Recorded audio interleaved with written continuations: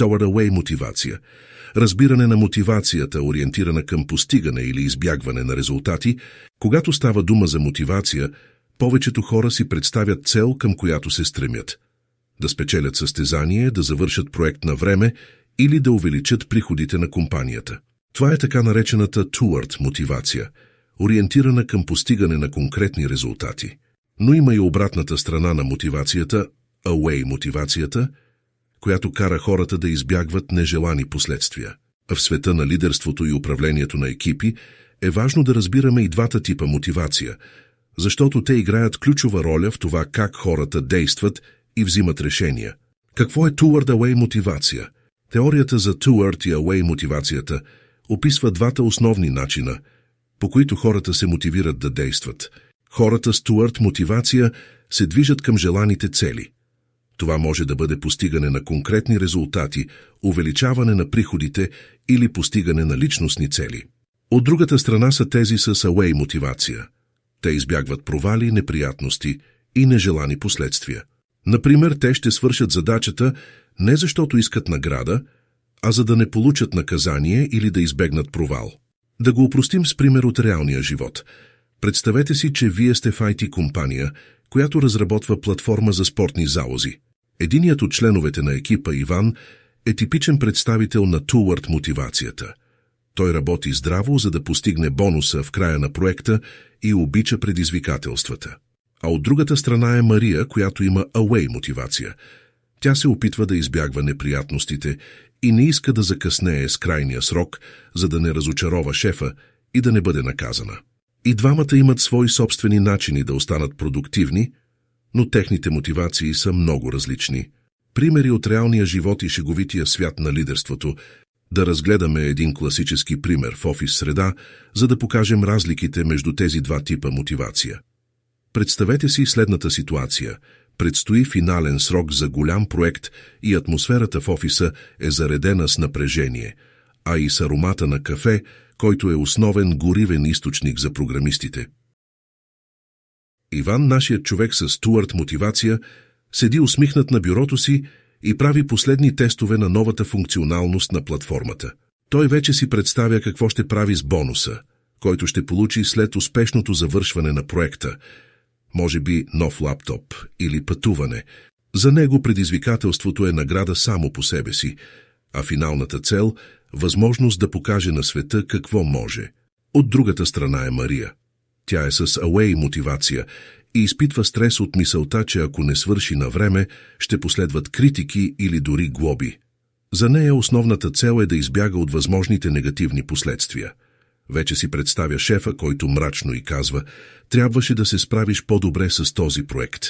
Междувременно останалите членове на екипа тихо наблюдават сцената, като се шегуват, че Иван вероятно вече планира следващия си голям ход, а Мария пресмята колко грешки трябва да избегне, за да се измъкне без никакъв укор.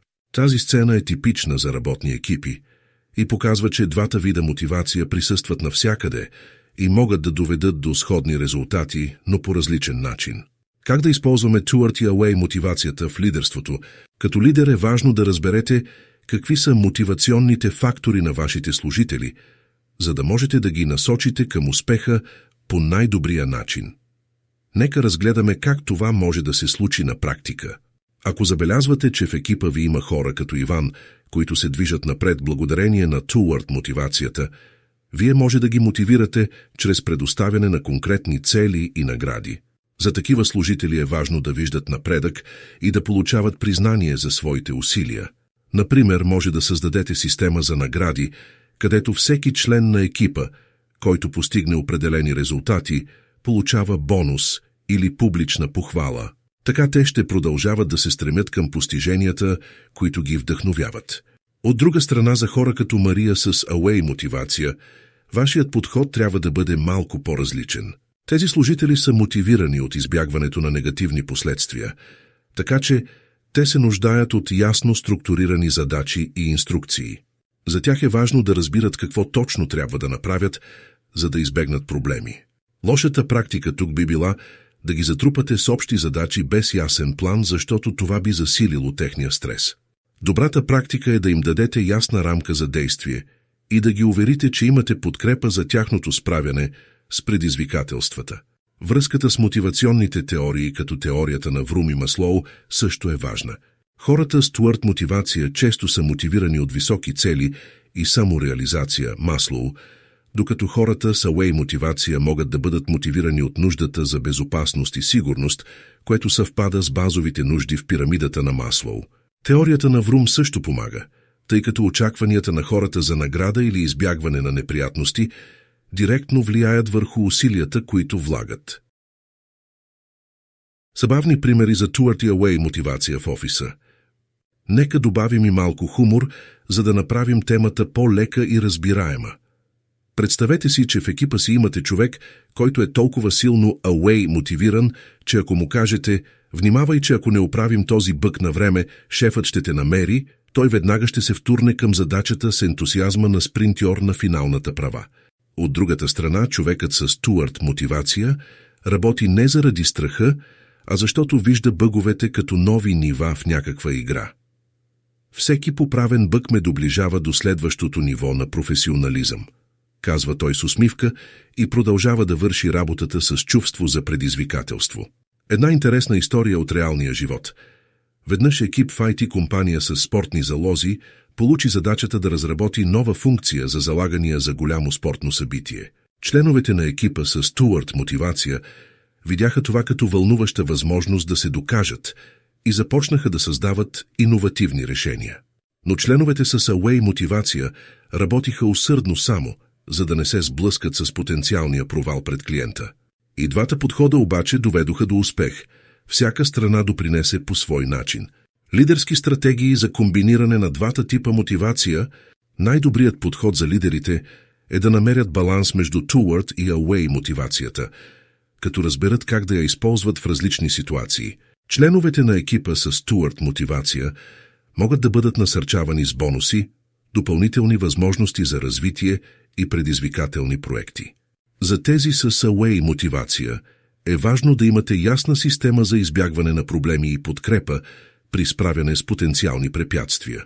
Пример за комбинация. Ако искате да подобрите производителността на екипа си, можете да предложите ясни награди за постиженията, бонуси за Стюарт хората, но също така да обясните какво ще бъде избегнато, ако задачата бъде изпълнена успешно, недоволство от клиента или загуба на проект за Ауей хората. Така всеки член на екипа ще има свой собствен стимул да даде максимума от себе си. Мотивацията е сложен процес и различните хора се движат към успеха по различни начини.